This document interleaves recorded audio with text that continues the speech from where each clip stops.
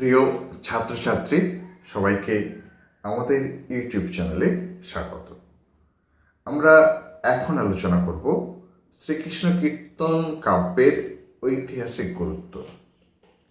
যে কোনো সাহিত্য তার সামাজিক, রাষ্ট্রিক, তার সাহিত্যিক মূল্যে একটি বিশেষ প্রভাব থাকে, যা কিনা একটা নির্দিষ্ট সময়ের ঐতিহাসিক দলিল রূপে চিহ্নিত হয়।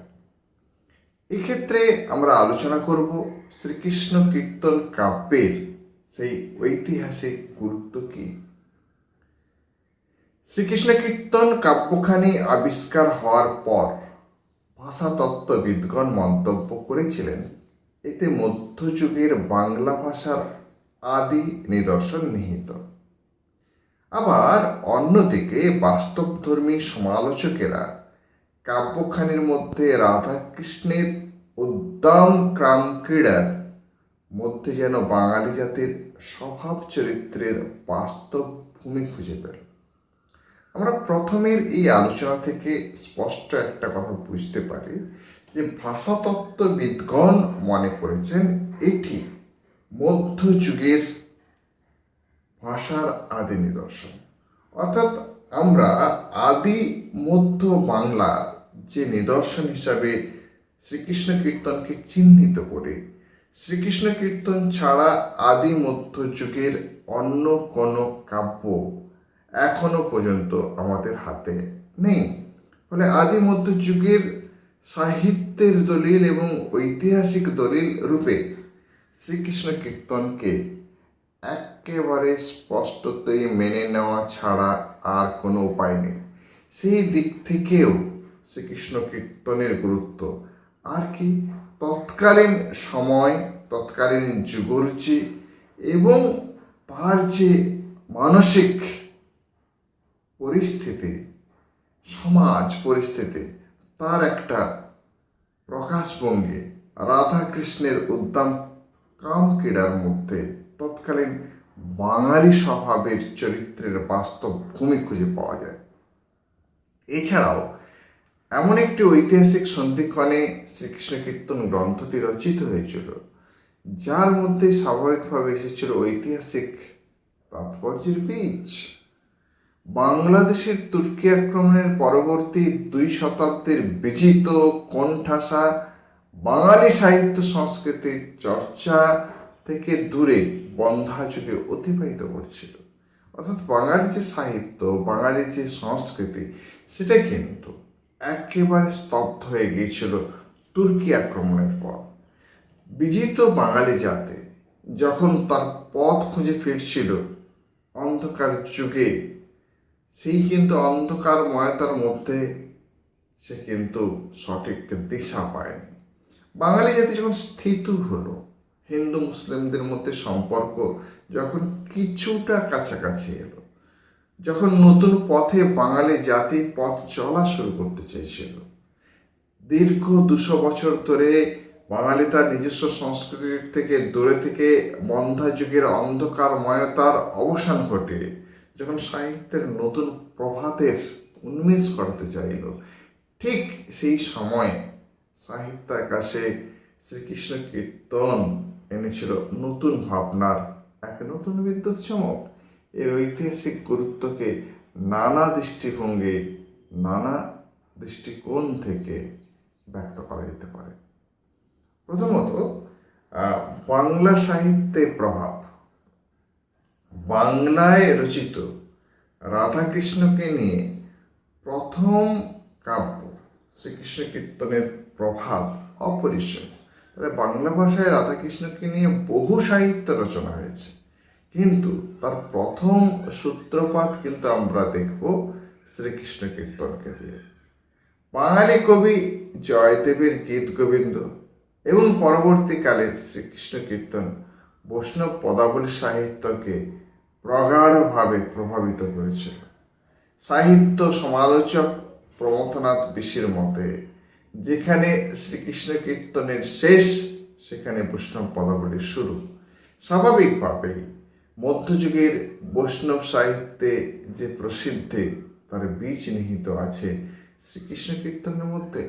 শ্রীকৃষ্ণ কীর্তনকে যতই আমরা লৌকিক কাব্য বলি না কেন, শ্রীকৃষ্ণ কীর্তনকে যতই কাম উন্মাদনার কাব্য হিসাবে কেউ কেউ চিহ্নিত করুক না কেন, যতই যুগরুচির প্রভাবে শ্রীকৃষ্ণ কীর্তনের মধ্যে একটা আলাদা দেহি গন্ধ খুঁজে পাক না কেন, একটা কথা মনে রাখতে হবে, বাঙালি জীবন যে রাধা কৃষ্ণকে নিয়ে তার এত সাধনা, এত প্রগাঢ় পথ চলার বাসনা, সেই রাধা কৃষ্ণর প্রথম সূত্রপাত কিন্তু বৈষ্ণব পদাবলীর পূর্বে শ্রীকৃষ্ণ কীর্তনের মধ্যে, যেখানে গীতগোবিন্দের প্রভাব আছে, কিন্তু পরবর্তী বাংলা সাহিত্যে যে বৈষ্ণব পদাবলীর রাধার উন্মেষ, সেটা কিন্তু শ্রীকৃষ্ণ কীর্তনের মধ্যে দিয়ে পাওয়া যায়। কেন? একটা কথা স্পষ্ট প্রমথনাথ বিশ্বের মতে, যেখানে শ্রীকৃষ্ণ কীর্তনের শেষ সেখানে বৈষ্ণব পদাবলীর শুরু। অর্থাৎ কাহিনীর সূত্রপাত যে পথে এগোক না কেন, রাধা বিরহ অংশে রাধার যে কৃষ্ণ প্রেমে উন্মাদিনী অবস্থা, সেখানে কিন্তু একটা স্বাভাবিকভাবে জীবাত্মা পরমাত্মার ধারণা, গভীর আধ্যাত্ম চেতনার গভীর দর্শন সূত্রপাত হয়। ফলে বাংলা সাহিত্যে পদাবলীর যে একটা বিশাল সমৃদ্ধ অবস্থান, সেই সমৃদ্ধময় অবস্থানে শ্রীকৃষ্ণ কীর্তনের যে প্রথম সূত্রপাত, শ্রীকৃষ্ণ কীর্তনের প্রভাবকে কেউ কোনোদিন অস্বীকার করতে পারে না। 2. ভাষাতাত্ত্বিক নিদর্শন। তুর্কি বিজয়ের পরবর্তী সময়ে অর্থাৎ আদি মধ্যযুগের প্রথম সাহিত্যিক নিদর্শন শ্রীকৃষ্ণ কীর্তন। অর্থাৎ তুর্কি আক্রমণের পর যে অন্ধকার যুগ, সেই অন্ধকার যুগ অবসানে বাংলা সাহিত্যের প্রথম নিদর্শন, অর্থাৎ মধ্যযুগ আধুনিক যুগ, এই যে বিশাল একটি সময়কাল, আদি মধ্যযুগের প্রথম সাহিত্যিক নিদর্শন অবশ্যই শ্রীকৃষ্ণ কীর্তন। সেই সময়কালীন বাংলা ভাষার বৈশিষ্ট্যগুলি বহন করে।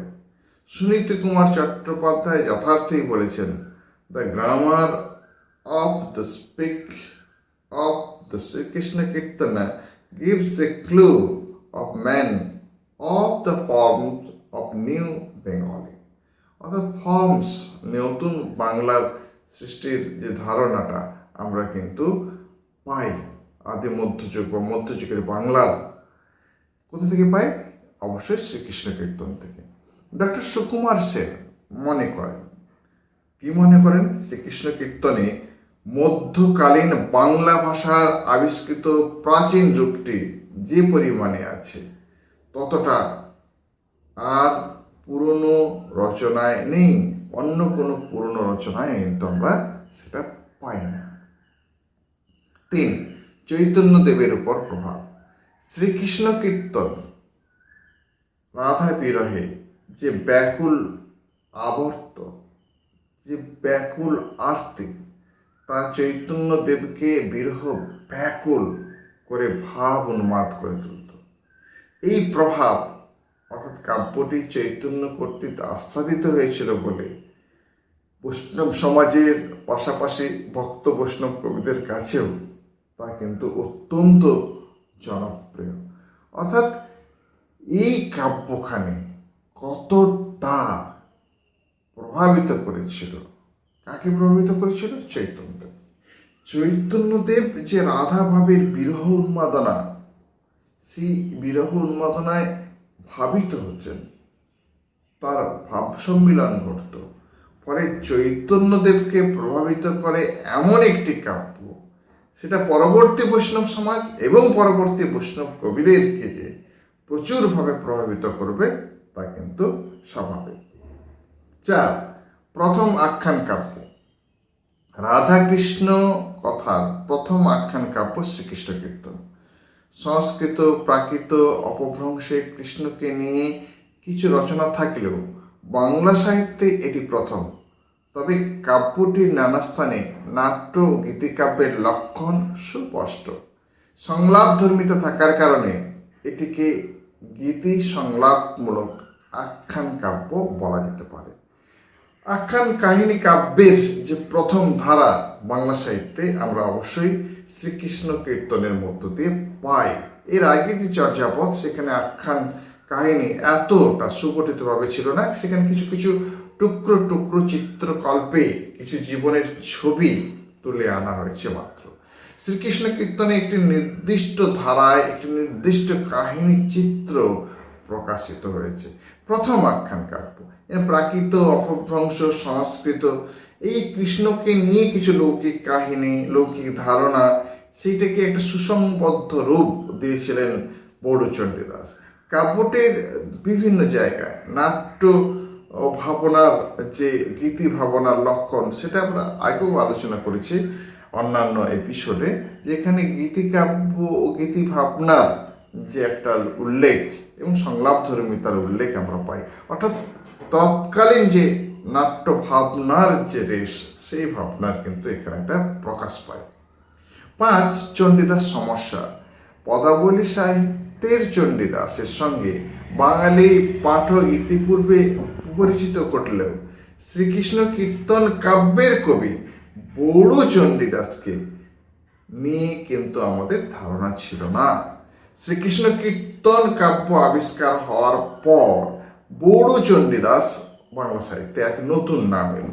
এই বড়ু চণ্ডীদাস এবং পদাবলীর চণ্ডীদাস এক কিনা, এটা নিয়ে কিন্তু বেশ সমস্যার সূত্রপাত হয়।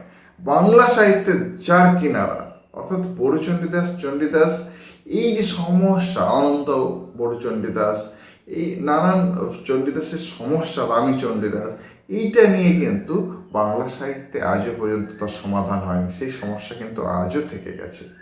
6.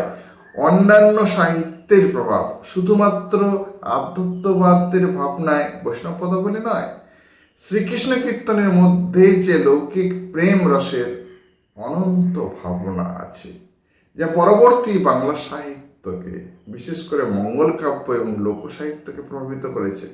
শুধুমাত্র শ্রীকৃষ্ণ কীর্তন যে বৈষ্ণব পদাবলীকে প্রভাবিত করেছে তা না, মধ্যযুগের সাহিত্যে, সমস্ত প্রকার সাহিত্যে, মঙ্গল কাব্যই হোক আর অন্য অন্য লোক সাহিত্যই হোক, তার কিন্তু প্রভাবকে অস্বীকার করা যাবে না।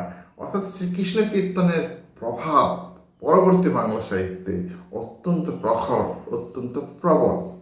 7. প্রথম নাট্যগীতে। বড়ু চণ্ডীদাসের অগাধ প্রতিভা ছিল বলেই তিনি বাংলা সাহিত্যে সর্বপ্রথম উক্তি প্রত্যুক্তিমূলক সংলাপ ধর্মিতা এনে নাট্য ভাবনা প্রকাশ করতে সক্ষম হয়েছিলেন। কথোপকথনের ঢঙে গীতি কবিতা সুলভ কাব্য কথার আঙ্গিককে পরিবেশন করা একটি অত্যন্ত দুরূহ কর্ম ছিল। প্রগাঢ় সাহিত্য ভাবনা এবং সাহিত্য গুণ ছিল বলেই বাংলা সাহিত্যে তিনি এই ধরনের একটি নাট্যগীতিমূলক কাব্য লিখতে পেরেছিলেন, যা বাংলা সাহিত্যে প্রথম ছিল। 8. লৌকিক এবং পৌরাণিক উপাদান। শ্রীকৃষ্ণ কীর্তনের কাহিনী বিষ্ণু পুরাণ, ভাগবত পুরাণ, পদ্ম পুরাণ, ব্রহ্মবৈবর্ত পুরাণ থেকে যেমন গ্রহণ করা হয়েছে, তেমনি তৎকালীন সমাজ জীবনের পটভূমিতে লৌকিক কাহিনী যেগুলো ছিল, সেখান থেকেও কিন্তু তার কাহিনী এবং তার গীতিরস এবং নাটকীয়তা আনা হয়েছে, এবং তার সংমিশ্রণে অত্যন্ত সুন্দরভাবে এই কাব্যটিকে প্রস্ফুটিত করা সম্ভব হয়েছে। অর্থাৎ লৌকিক এবং পৌরাণিক আপাতভাবে দুটি বিপরীত ধর্মী ভাবনাকে অত্যন্ত সুন্দরভাবে একসাথে আনতে পেরেছিলেন শ্রীকৃষ্ণ কীর্তন কাব্যে। সেক্ষেত্রে চণ্ডীদাসের কৃতিত্বকে আমরা অনেক উঁচুতে রাখবো। অর্থাৎ লৌকিক কাহিনী এবং পৌরাণিক কাহিনী একটা অসম্ভব সুন্দর মেলবন্ধন তার কাব্যে আমরা দেখতে পাই। 9. চরিত্র চিত্রণে অভিনবত্ব। শ্রীকৃষ্ণ কীর্তনের রাধা, কৃষ্ণ কিংবা বড়াই, তাদেরকে যে প্রচলিত ও লৌকিক কাহিনীর আধার থেকে বের করে ব্যক্তি স্বতন্ত্রতা সমুজ্জ্বল করে অভিনব চরিত্র হিসেবে সৃষ্টি করা হয়েছে, যা পরবর্তীকালে সাহিত্যিকদের প্রভাবিত করেছিল। অর্থাৎ এখানে 3টি চরিত্র। কি চরিত্র? রাধা, কৃষ্ণ এবং বড়াই। সেই বড়াই 3টি চরিত্র হয়তো প্রচলিত লৌকিক কাহিনীর আধার থেকে গ্রহণ করা হয়েছে, এবং তাকে যেভাবে প্রকাশ করা হয়েছে সেটা পরবর্তীকালে বাংলা সাহিত্য অঙ্গনে নানানভাবে প্রভাবিত করেছিল। 10. বাংলা সমাজ ও সংস্কৃতি। তুর্কি আক্রমণের পরবর্তী সময়ে বাংলার সমাজ ও সংস্কৃতির পটভূমির উপর দাঁড়িয়ে রচিত হয়েছে এই শ্রীকৃষ্ণ কীর্তন। যেহেতু সাহিত্য সমাজের বাইরে নয়, তাই স্বাভাবিকভাবে সেই যুগের সমাজ ও সংস্কৃতি কিছুটা রূপ এখানে ধরা পড়ে, যার ঐতিহাসিক তাৎপর্য বিশাল। অর্থাৎ তৎকালীন সমাজ, তার চিত্র এখানে প্রকাশিত হয়েছে।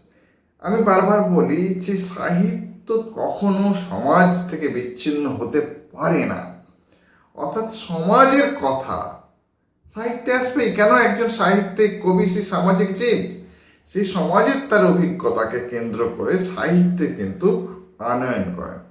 ফলে সেই সমাজের ভিত্তি, সমাজের রুচি, সমাজের চিন্তা ভাবনা, এটা দলিল রূপে সেই সাহিত্যে অবশ্যই প্রকাশিত হবে। এক্ষেত্রে বড়ুচণ্ডীদাস তৎকালীন যুগরুচি, তৎকালীন সমাজ, তৎকালীন চরিত্রকে তিনি কিন্তু স্পষ্টভাবে তার শ্রীকৃষ্ণ কীর্তন কাব্যে প্রকাশ করতে সক্ষম হয়েছেন। 11. ধর্মীয় তাৎপর্য।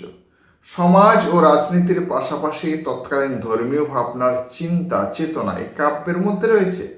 কাব্যখানিতে সেই দোলাচল যুগ পরিবেশের সুদৃঢ় যে বা শিথিল, সুদৃঢ় ভাবনাটা দূর হয়ে গেছিল, একটা শিথিল যে অশ্লীলতা, তার কিছুটা পরিচয় মেলে।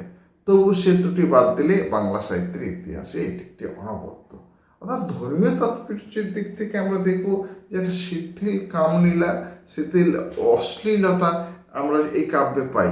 কিন্তু যে কাব্যের উত্তরণ ঘটেছে, সেই উত্তরণের মধ্য দিয়ে জীবাত্মা পরমাত্মার যে ভাবনা, রেশটা কিন্তু আমরা রাধাবিরহ অংশে পাচ্ছি, যা কিনা বাংলা সাহিত্যের অঙ্গনের ক্ষেত্রে একটা তত্ত্ব, একটা দর্শনকে প্রকাশিত করার প্রথম সূত্রপাত। সেখানে কিন্তু ধর্মীয় তাৎপর্যের দিক থেকে শ্রীকৃষ্ণ কীর্তনকে অস্বীকার করা যায় না। 12. লৌকিক প্রেম। মধ্যযুগের বাঙালির যখন দেবতার পায়ে নিজেদেরকে সমর্পণ করে নিশ্চিন্ত ছিল, তখন পৌরাণিক চরিত্রকে নিয়ে অলৌকিক প্রেমকে কবি বিকশিত করেছিল তার ঐতিহাসিক তাৎপর্যের মধ্যে। অর্থাৎ যখন মানুষ কিনা দেবতার পায়ে নিজেকে সমর্পণ করেছিল, সেই যুগ, সেই পরিস্থিতি বাঙালিকে কিন্তু একটা কোণঠাসা করে রেখেছিল। ফলে তারা দেবতার পায়ে নিজেকে সমর্পণ করে নিজেরা সন্তুষ্ট থাকতে চেয়েছিল। ঠিক সেই সময়, সেই যুগ পরিবেশের উপর দাঁড়িয়ে একটা লৌকিক প্রেমকে প্রতিষ্ঠা দেওয়ার মতো দৃঢ় বলিষ্ঠ কবি মানসিকতা অবশ্যই বড়ুচণ্ডীদাসের ছিল। সেই কারণে তিনি কিন্তু লৌকিক প্রেমকে অত্যন্ত সুন্দরভাবে তার সাহিত্যে প্রকাশ করতে সক্ষম হয়েছেন। 13. ঐতিহাসিক দিক থেকে আমরা এই পয়েন্টটিকে যদি আলোচনা করি, সেটা হয়তো কেমন লাগতে পারে, কিন্তু সাহিত্যের যে ভিত্তিভূমি, সাহিত্যের যে ঐতিহাসিক পথরেখা, সেখানে আমরা একটা জিনিস দেখব কিভাবে ছন্দ অলঙ্কারগুলো বিবর্তিত হয়েছে ঐতিহাসিক কাল থেকে। সেদিক থেকে দেখতে গেলে শ্রীকৃষ্ণ কীর্তন কাব্যের ছন্দ ও অলঙ্কার একটি গুরুত্বপূর্ণ বিষয়। এই কাব্যে নানান ধরনের ছন্দ, যেমন দ্বিগাক্ষরা, একাবলী, ত্রিপদী, পয়ার প্রভৃতি লক্ষণীয়। পাশাপাশি উপমা, রূপক, উৎপ্রেক্ষার প্রয়োগ বৈচিত্র্য লক্ষ্য করা যায়। যেমন কৃষ্ণের বাণী শুনে বড়াইয়ের কাছে উপমা দিয়ে যখন রাধা বলেন, বন পড়ে আগ বড়াই জগজনে জানি, মন পড়ে যেন কুম্ভারের ওপনি। অর্থাৎ একটা সুন্দর উপমা দিয়ে তিনি ব্যক্ত করতে চেয়েছেন। আগুনে যখন বন পড়ে যায়, বনে দাবানল লাগে, তখন সবাই জানতে পারে। কিন্তু যখন কুম্ভকার, অর্থাৎ যারা মাটির জিনিসপত্র তৈরি করে, যারা যখন আগুনে পোড়ায়, সেই আগুনের যে ঘেরার টোপ কিন্তু বাইরের লোকে বুঝতে পারে না। সেই সমস্ত মাটির জিনিসপত্র যখন আগুনে পুড়ে, তার যে আগ লাগার যন্ত্রণা, আগুন লাগার যন্ত্রণা কিন্তু কেউ বুঝতে পারে না। সেরকম প্রিয় বিরহে রাধার যে মন পড়ে, সেই মন পড়ার কথাটা কিন্তু কেউ আর অন্য কেউ বুঝতে পারে না। অর্থাৎ একটা সুন্দর উপমা দিয়ে কবি কিন্তু রাধার মনোবেদনার কথা অত্যন্ত স্পষ্ট, অত্যন্ত সুন্দরভাবে প্রকাশ করেছেন। এবং ঐতিহাসিক কালক্রমে বাংলা সাহিত্যে যে ছন্দ অলঙ্কারের প্রয়োগের দিকটি কিন্তু আমরা এখান থেকে পেতে পারি। কাব্যখানির ঐতিহাসিক মূল্যায়ন শেষে আমরা এই কথা বলতে পারি, অশ্লীলতার দোহাই দিয়ে কাব্যখানিকে কালিমা আলিপ্ত বা অবহেলা করা উচিত নয়। ডক্টর সুকুমার সেনের মূল্যায়নে বলা যায়, শ্রীকৃষ্ণ কীর্তনে প্রবেশে বাধা আছে, বানান প্রচলিত, ভাষা কিছুটা দুর্বোধ্য, তবে আনুনাসিকের খোঁচা এড়াইয়া, মহাপ্রাণধ্বনির কণ্টক মারাইয়া, অপরিচিত শব্দের ঝোপঝাড় ডিঙাইয়া একবার যে এই কাব্যকুঞ্জে প্রবেশ করিবেন তিনি ঠকিবেন না। আর আচার্য রামেন্দ্র সুন্দর ত্রিবেদীর ভাষায় বলা যায়, কালিন্দী নদী কূলে গোকুলের মাঠে অবিরত যে বংশীধ্বনি হইতেছে, বিশ্ব ব্রহ্মাণ্ডকে তাহার গোলক অভিমুখে আকর্ষণ করিতেছে, বড়ু চণ্ডীদাস বাঙালি জাতিকে তাহার দুরাগত প্রতিধ্বনি শোনাইয়া গিয়াছেন। অর্থাৎ এই সমস্ত বিষয়গুলো আলোচনা করে একটা কথা স্পষ্ট যে বাংলা সাহিত্য অঙ্গনে শ্রীকৃষ্ণ কীর্তনের যে ঐতিহাসিক গুরুত্ব, শ্রীকৃষ্ণ কীর্তন যে ঐতিহাসিক দলিল, সেই বিষয়ে কিন্তু আমাদের কোনো সন্দেহ থাকে না। এবং তার ঐতিহাসিক দলিলের ভিত্তিতে কোন কোন বিষয়গুলো অত্যন্ত গুরুত্বপূর্ণ সেগুলো কিন্তু আমরা আলোচনা করলাম। এই বিষয়গুলো যদি বোঝা না যায় তবে আমি আশা করব আপনারা কমেন্ট বক্সে কমেন্ট করবেন, সেখান থেকে আমরা যদি কোনো সমস্যা থাকে আপনাদের সেটাকে আমরা বোঝানোর চেষ্টা করব। আশা করি আপনারা সবাই ভালো আছেন, সুস্থ আছেন এবং পড়ার মধ্যে আছেন। আমাদের ইউটিউব চ্যানেলটি যদি আপনাদের ভালো লাগে অবশ্যই সাবস্ক্রাইব করবেন। আমরা পরবর্তী ক্ষেত্রে সাহিত্যের এই রকম গভীরতর আলোচনার মধ্যে অগ্রসর হব। সবাই সুস্থ থাকবেন, সবাই ভালো থাকবেন। ধন্যবাদ।